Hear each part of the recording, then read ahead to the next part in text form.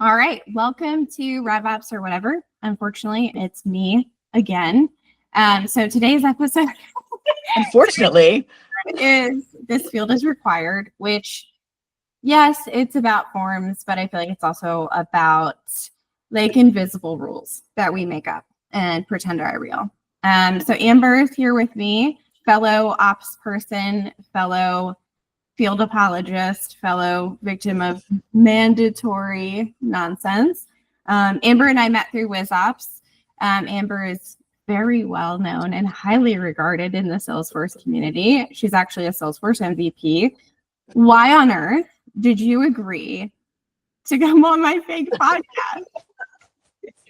look, I love a fake podcast as much as the next person. Maybe I'm channeling my inner Amy Poehler. Have you seen her new podcast? I have not. I've never listened to a podcast. Really? Oh, well, okay. All right. Well, totally reasonable and fair. I love Amy Poehler though, so I will check it out. She's magic. She's absolutely magic. In fact, so my husband and I are accused of being the Leslie Knope and Ron Swanson. Like that's like my husband is very like their rules and very outdoorsy, and I'm like binders full of awards. I actually have the Ron Swanson like Woman of the Year shirt, and now I regret not wearing it. Oh well, I regret you not wearing it as well. That sounds amazing. I need one of those. Tell everybody about yourself and how you got here. I got here. So I fell into the Salesforce universe in 2008. I was running a call center at a startup. And we needed a new CRM. We did an RFP, everyone does, and we picked Salesforce. And as a function of that, we hired a boss for me who was a VP of support and said, okay, Amber, you're going to do operations for support, given you wrote all the processes. You grew this team from when I started as director of that team, I had 4 people. And when I handed it off, I had 35 direct reports. Wow. Don't do that. Little pro tip. Don't ever have 35 direct reports. Just don't. Just don't. It was not a good look. So as a function of that RFP, I went and took the admin class. And again, this was 2008. This was like pre-chatter. Yeah. And I fell in love. I was like, oh shit, this is what I meant to do when I grew up. Can I curse on this podcast? Absolutely. Yes. Really now. Yeah. But yeah, it was like, this is what I meant to be. And we didn't have flow. We didn't have process flow. Right. We had workflow rules. We had it was early days. We walked uphill to school both ways. We liked it.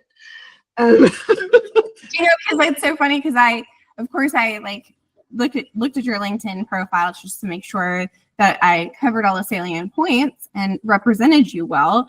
And I cracked up because if you go far enough down, it still says salesforce.com. And I was like, I remember when we called it Salesforce. Oh yeah. SF. Yeah, because you had to specify that it was on the internet. Right. Like the number of this was well before I was married, but like I would be dating somebody and their parents would be like, oh, so you sell things? I'm like, oh no. So it's a doc, like I'm on the internet. It's in the cloud. Right. Someone else's database, someone else's computer. So yeah, I've been doing this for a hot minute. I'm trying to remember how I fell into Wizard of Ops. Oh, I do remember now. I was managing a team of operations folks in revenue operations at a company called Red Canary. And I had always never been in IT. Or I was a team of one, which it didn't matter where I sat. And so I was like, okay, this revenue operations thing, I need to figure this out. Like I have a business degree, but it's been a hot minute. Like, what am I doing? And so I actually took the HubSpot revenue operations certificate. Nice. It's so good. Like, yeah. It's solid stuff.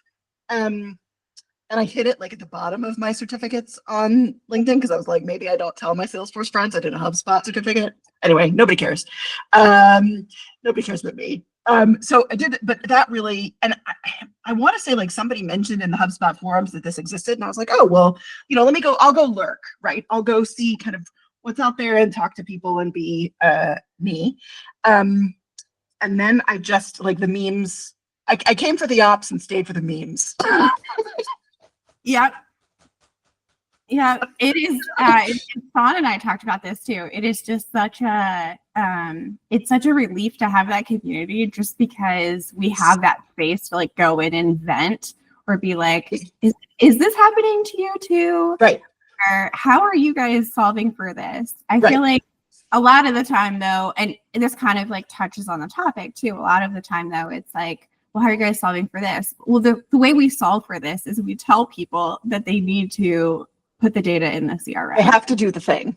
They have to do the thing. That's Right. why it's not working, because they didn't do the thing. Yeah.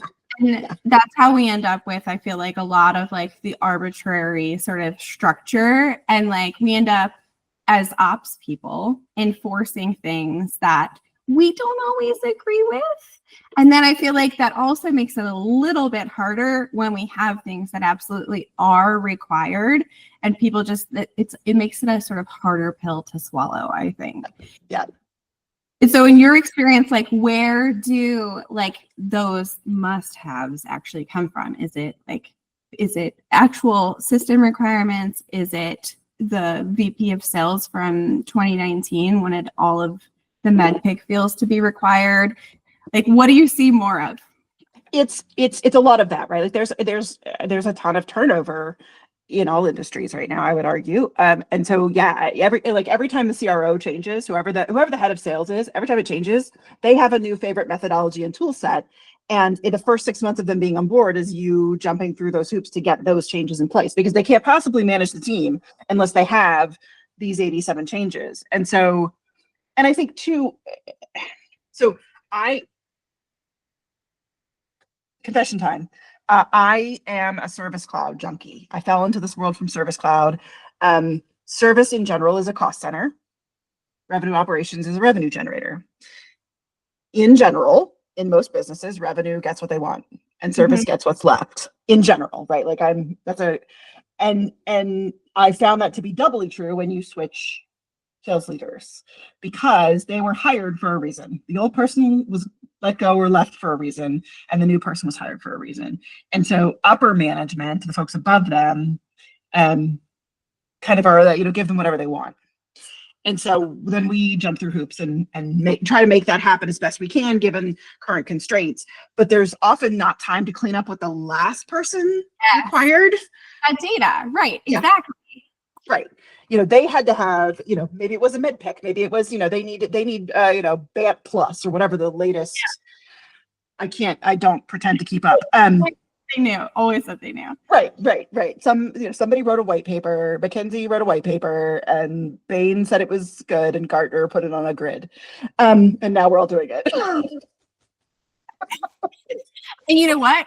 We filled out the form and gave them our email order to download that white paper. 100% and make our lives harder. Yep. And now we're on a list. And now we're on a list. And now my inbox has 99 unread emails in it. And a 22-year-old is calling you every 6 hours to beg you for 10 minutes of your time. Please don't BDR me today, please. Oh, and I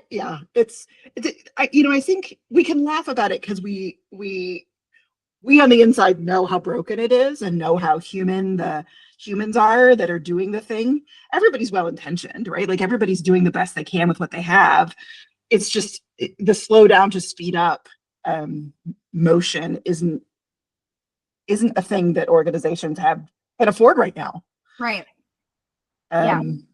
So it's, so that cleanup piece, it just never gets prioritized, right? Like you just push all those fields down to the bottom of the page. You like move them off to the side. You like collapse them in a section. And we call it tech debt. Right. And then the tech debt grows. Yeah. We just say we have a lot of tech debt. Right. And would be like, oh, okay. Yes. Right. I challenged, I got a little bug up my butt not too long ago, just after COVID, where I was like, I want to figure out, somebody needs to figure out how to measure tech debt, right?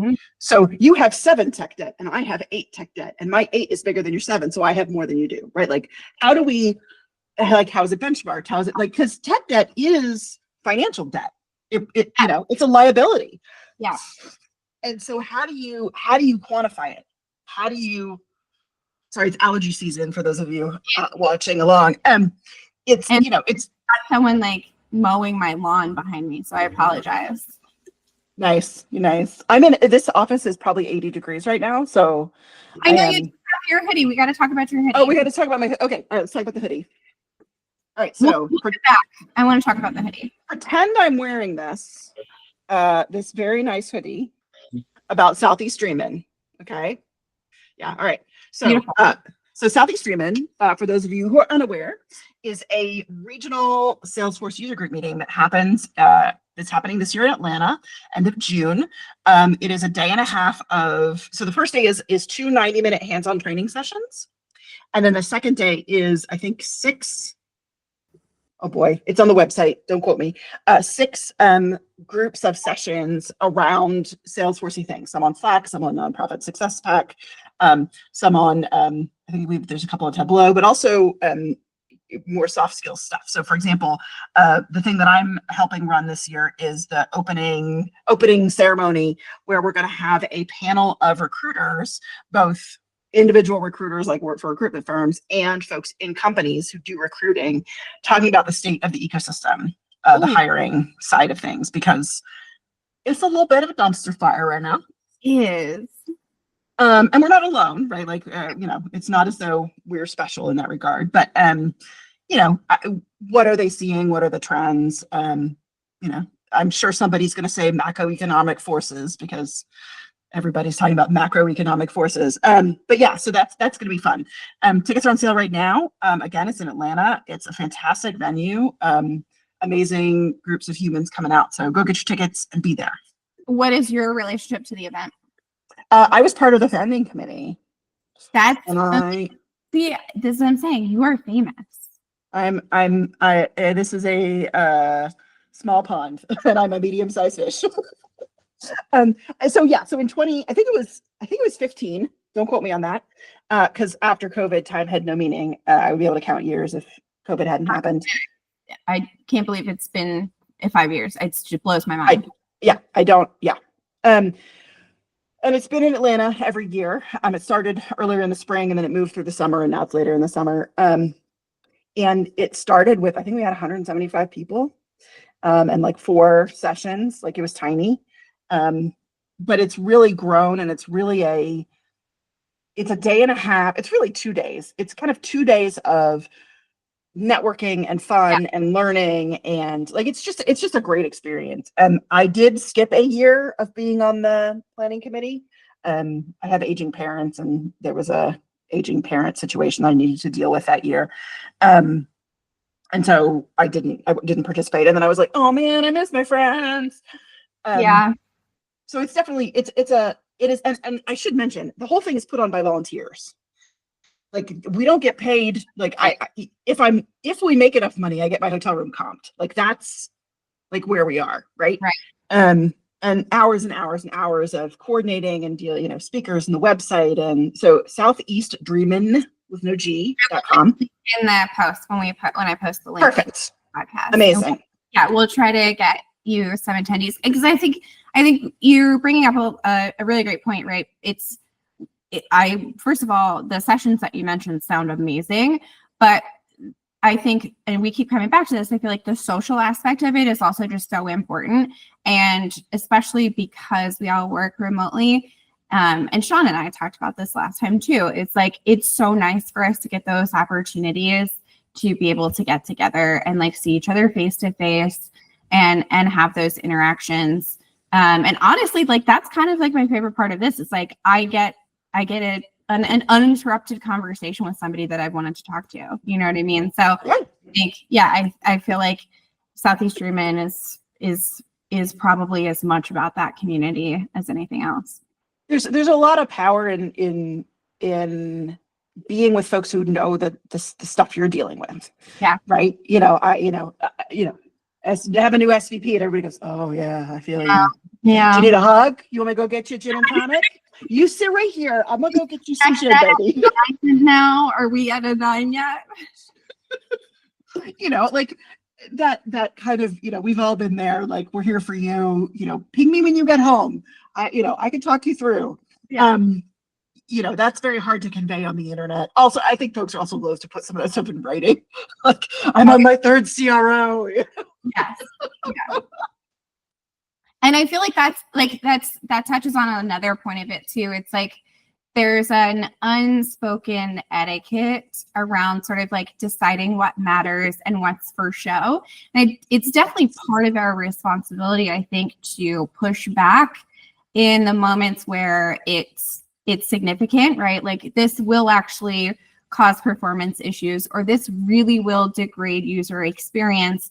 But there's also a lot of, yeah, what can it hurt? Why not? Let's put a checkbox there. If that'll make Right. this go easier, then let's do it, Right.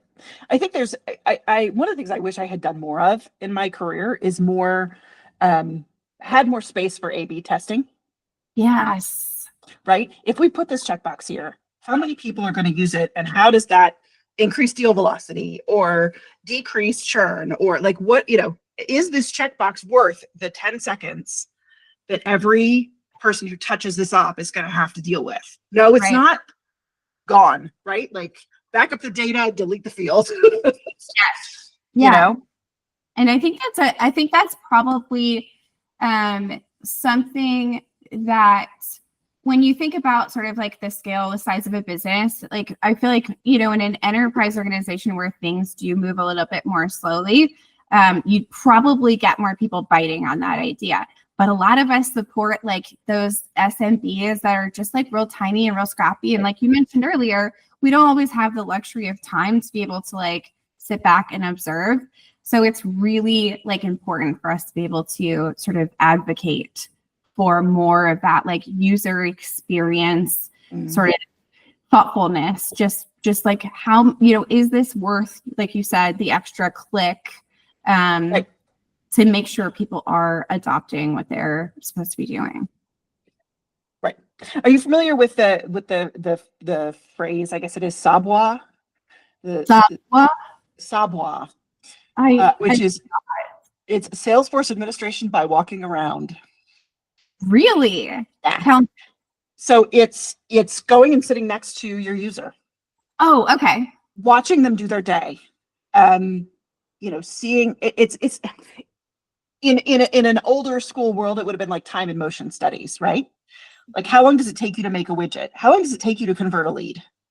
How long does it take you to close an op? How long does it take you to create a quote? Not in that order, the other way around. How long does it take you to close a case? To amend a contract, to do all the things that we do? How long does that take? And what are the pieces that get in your way? And oftentimes the pieces are not. It's not often a checkbox, right? It's the death by 1,000 paper cuts. Yes. It's the checkbox here. It's the required field there. It's the, and then I have to loop in my manager, and then I have to wait until they get back to me, but they're on vacation. And so it escalates to a VP who's getting them for all my team. And so they're not going to get back to me faster than the manager is. So it's, it's all of that compounded over and over. And so working with users and understanding what their day-to-day is and how those wheels can be greased. And I think my inclination is usually to start kind of at the top of the funnel. How do leads come in? How can we grease that wheel? Okay, now that we have leads, how do we grease the wheel of working those leads? Okay, now that we have that figured out, how do we, right, and kind of move down the funnel? The only problem with that is by the time you've gotten to the bottom of the funnel and figured everything out, the company has grown and the lead process is completely different. Right. And so then it's, how do you prioritize that, the plate spinning and ball juggling and, all of that. So I don't think anybody has it figured out. We're all just winging it. Oh, no one knows what they're doing. Yeah. I think we all accidental admin, right? Like that nobody grew up and was like, I want to do Salesforce. Nobody knows until Matthew McConaughey came along, like nobody knew what that was. And even then, it doesn't make any damn sense. And so I got my start. I was actually a process improvement analyst for state government. And so that was a really interesting job.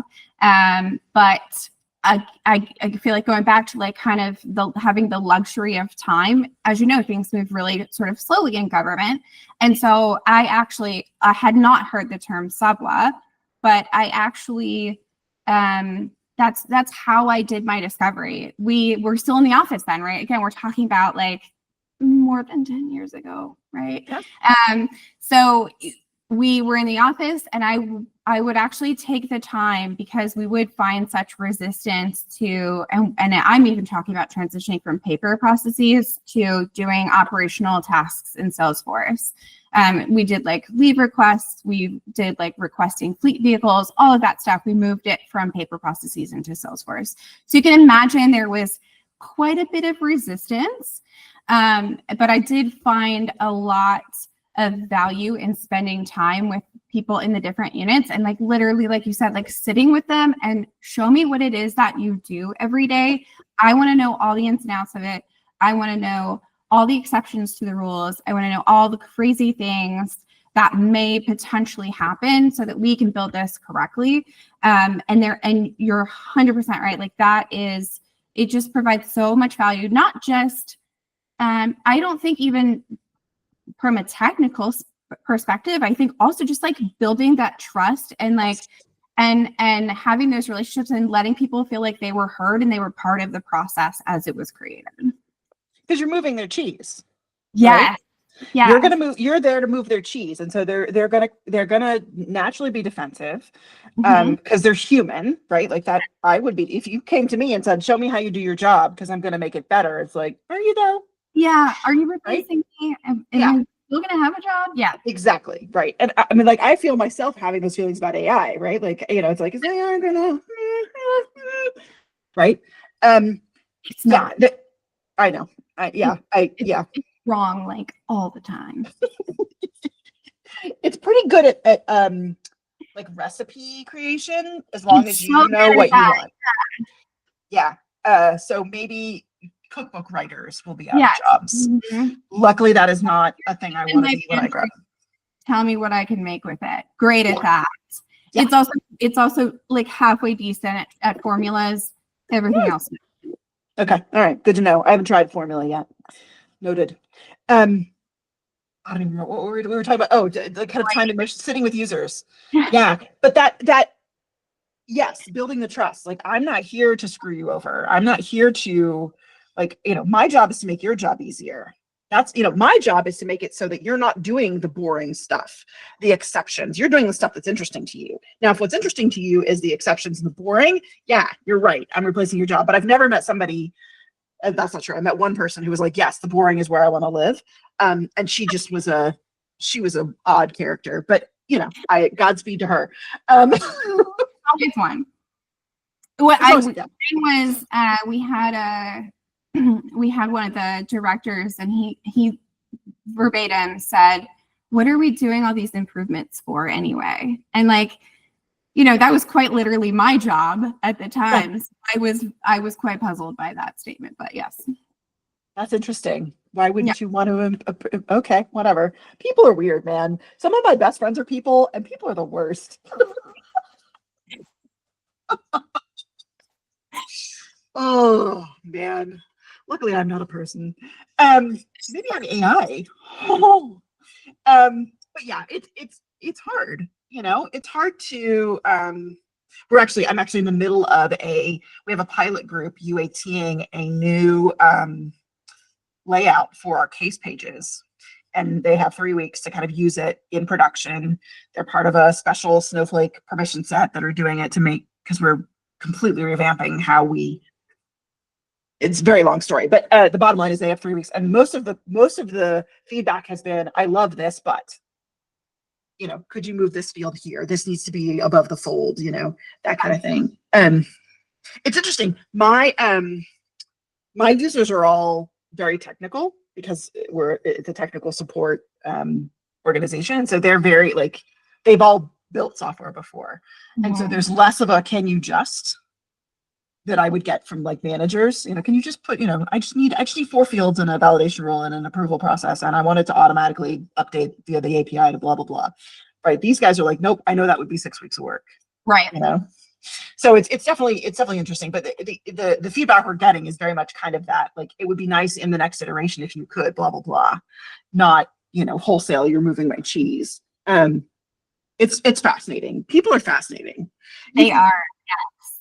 Yeah. And I feel like I also just sort of feel like some of the things that we're asked to do are very egregious, and they're not, you just kind of mentioned, like, it's coming from a higher up, right? Yep. And it ends up being, we don't like it, the end user doesn't like it, and nobody checks up on them to see, and then it comes back, it's like, well, why aren't the ops up to date? Well, we've made it a really onerous process. So, like, what is the worst, most egregious you've been asked to do? Like, have you ever been asked to make a checkbox required? I was asked to create an object that had 30 checkboxes and 30 dates, and the date updated when the checkbox was checked.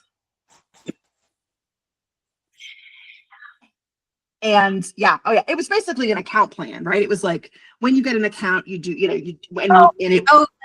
Okay, we have that now. We have those. We have action plans, engagement plans. Yeah, we have that. Yeah. But this was in the before times. And this, he was a VP of customer success, and he had to have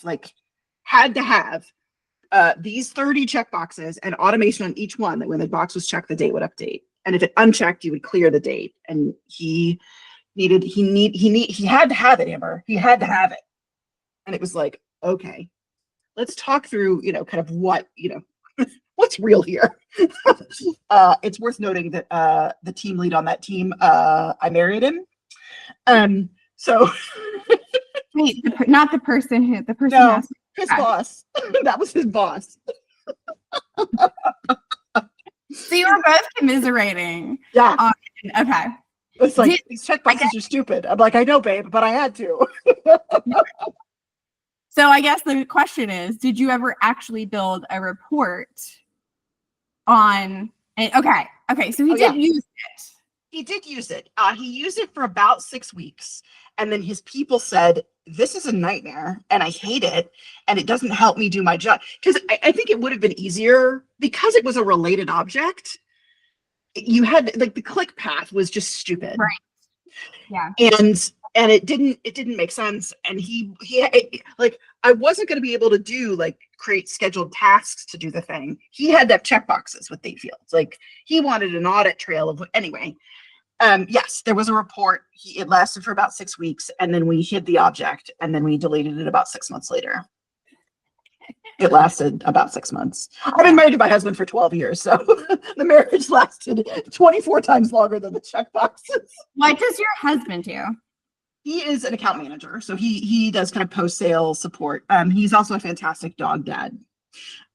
So yeah, he's amazing. And we talked about how people make decent friends, dogs make better friends. Facts. That is very true. Yeah, my husband, he was my husband, was one of our QA testers when we went live with Salesforce for the very first time. That's so cool. Yeah, I kind of like him. Would you work with him again? Oh yeah, in a heartbeat. Would he work with me again is the real question. How does he feel about revops? So he's also a process guy. He's like a super double plus process guy. He would be the first to say this. His work ethic is such that everyone would make him crazy. Like, he is a go until it's done. He can't have a checklist. He can't have a to-do carry over till the next day. He can't do it. And that's his, like, tragic flaw. I know. I love him. And so that's very hard for him. But the process, documenting, creating process, poking holes in process, documenting process, all day long. He's amazing. You should see, like, how we manage our grocery list at the house. Because we don't have kids, but we each have there's a grocery delivery thing called Shipt, SHIPT, and so we both have the app on our phones, and we just add stuff to the cart, and then it gets, like, critical mass, and we hit deliver, because we're bougie. But we've subsequently done the same thing with the Costco app. So now we both have and so it's like we're adding stuff to the Costco cart. Yeah, it's a problem. No, that's great. We have like a shared note, and it's just called Aldi. Nice. And it's like, did you add anything to the grocery list? No. Well, we're out of coffee. Well, it wasn't on the list. Right. You know? So Yeah. it sounds like you guys are like, you have a better rhythm than apparently we do in this house. Well, as soon as you see it low, you add it to the list. Yes. Mm-hmm. Yep. I'm going to make sure my husband watches this so he gets that message. Actually, I feel like this is a good transition. Like, what's a field that should be required sort of in life? Like, fields as a metaphor. A field that should be required in life. Oh boy, that's a tough one. I was gonna say like the birthday field on all the people that you love. Oh, that's so good. Yes. So you can like remember to honor them.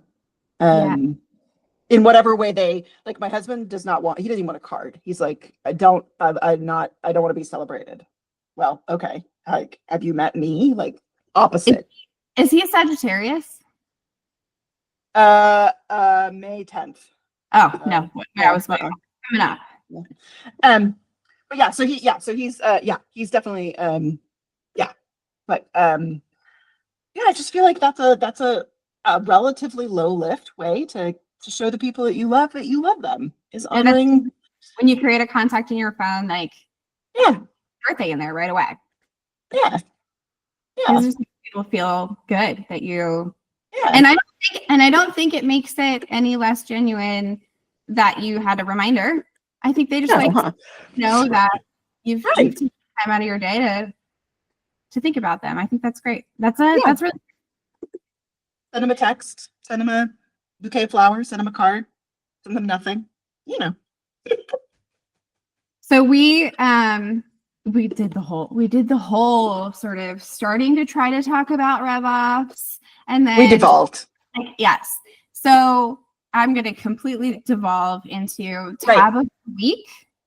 What is a crazy tab that you would be willing to share with us? I use Todoist very heavily. Todoist is my task manager. If it isn't in my calendar and it isn't Todoist, it isn't happening. You're so organized. I have to be. I can't not. Respect for this. It's beautiful.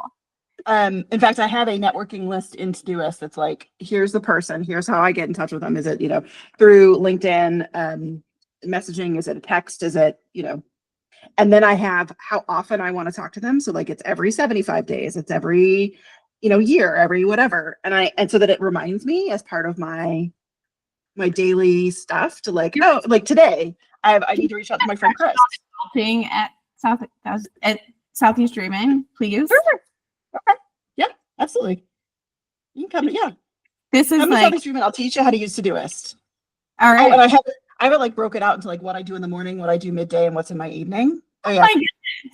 Like, when do I replace? And it's everything from like replace the head on my toothbrush to buy Mother's Day gift for my mom and mother-in-law to here's a link of stuff an article I want to read this weekend. I don't want to read it during the work week because I don't have time. I'm gonna save it for the weekend. All of that is in Todoist. I literally just sort of stumble through each day. And half the time I don't even know what day it is. Oh no, I don't get me wrong. I don't know what day it is. But I have to, it has to be in my calendar. If I need to be someplace at a time, it has to be in my calendar. And I include drive time, right? If I'm going to meet you for lunch at noon, my calendar invite starts at 11:30. Oh yeah. That's the only way I can stay sane, and such as it is. So that's your tab? Yeah.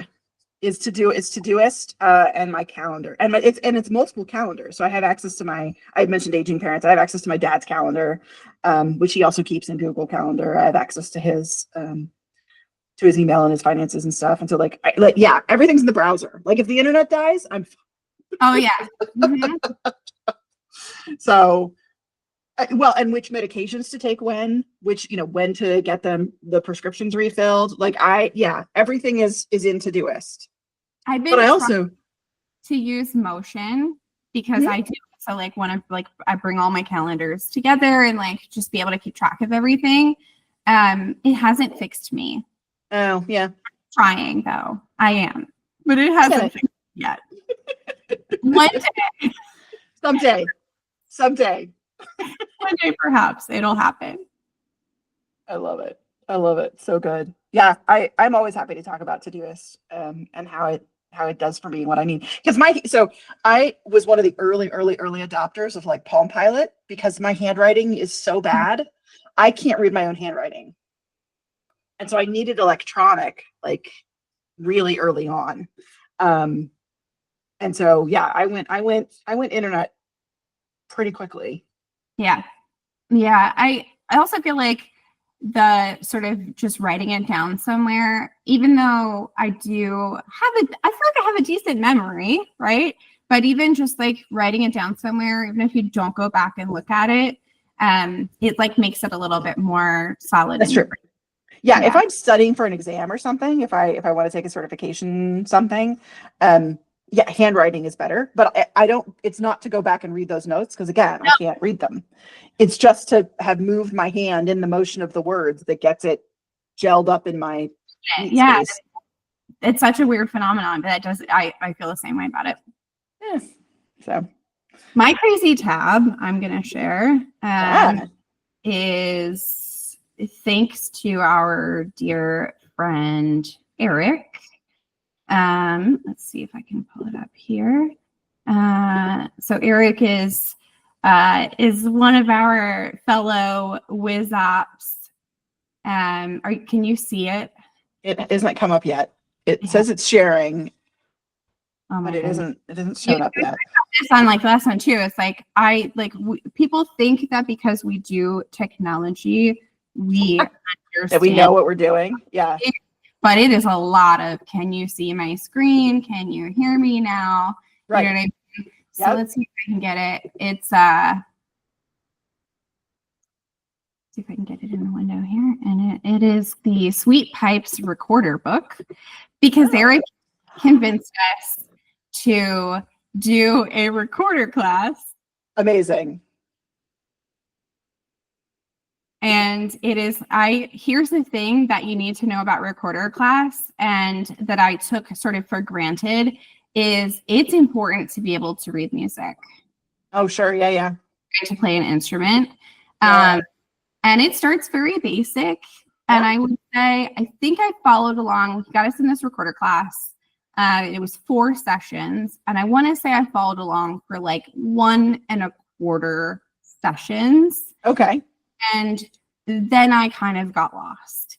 So my weird tab, because I've held on, like this window is just sort of like hanging out there by itself. And I've held on to these windows. Here's the syllabus, right, for the class. Yeah.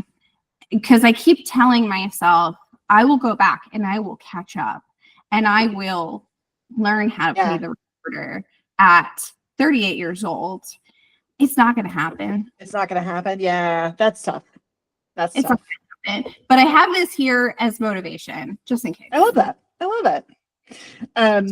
Your tabs. I bet you do. You're so organized. I bet you close your tabs at the end of the day, don't you? Oh, 100%. Yeah. Oh yeah. And I'm a tab here. I'll share my screen. I'm a tab pinner as well. I like to share. Yeah. Yeah. Share. I'm going to share my whole screen. All right, so here's the whole screen. So here's Todoist, and this is looking at it in a calendar view. So here's like call mom, give Ranger his drugs, make the bed, do some strategization, take out the trash, water the plants, heart guard for the dog, paying my friend Gabe, paying my friend Mark. So these are all, get a haircut. These are all the things that are on my to-do list. So like today, I wash my hair and call my mom and take my evening meds and make sure both my phone and watch are charging and text my niece and call my friend Chris. And this is adding the school calendars to my calendar because I want to know when my nieces are out of school. And my networking, this is all the people I want to network with and all the times to network with them. But what's really nice about this is you can search like let me come out of there because that's people's phone numbers and stuff. But like in the inbox, you can just add stuff to your inbox and then like move it on. I have a whole coupon. So like here's a coupon that I got for a local coffee shop so that I remember to have it. Yeah, it's super easy. Here's all the projects. So like networking and talk ideas and the dog and family and friends and stuff to do and health and volunteering and car stuff and coupons and like, yeah. I just love Todoist. It's fantastic. Are these all required fields in your life? No, they are not all required. I mean, the piece what's required is that I at least check off one thing in the day. Like my lizard brain needs to have checked off a thing. And so I have like make the bed, take morning meds, feed the dog. Those are things that I don't need a checkbox for. I just do those. And But yeah, my lizard brain needs to have a win in the morning in order to do the rest of the day. I like that. And it kind of like brings it back to like the psychological aspect of what we were talking about with, having, does it psychologically, does it make people feel better to have checked that box on the page? Yeah. And does it have very little negative impact on things like reporting or anything like that?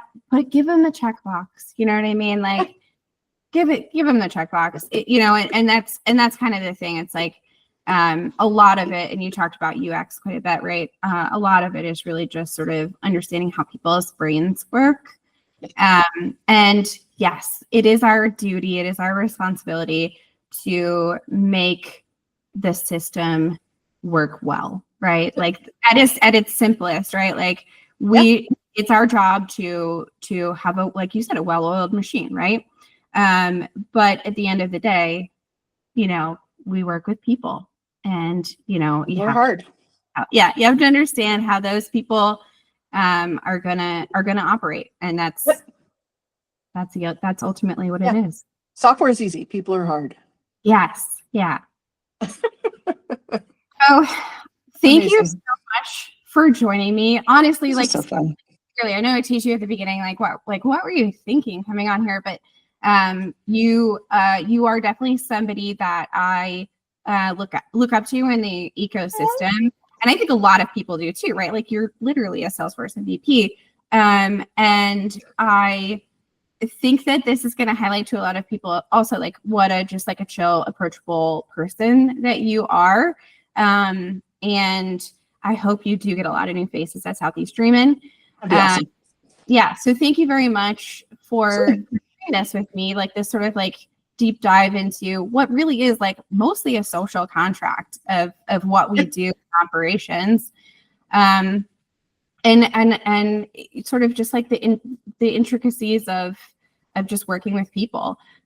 So I guess to our audience, if you liked the episode, send the link to your mom. If you didn't like it, still send the link to your mom. Everybody watch it. And then I like to, this is my second time doing this and I don't know anything about podcasts, but I feel like one thing I know about podcasts is that there's a sponsor at the end. So I want to thank today's sponsor, which is the one field that you added for legal that no one has ever filled out, but it is there and it is required. Amen. Thank you so much, Amber. Thanks, Gabby. Have a good one. Bye. Bye.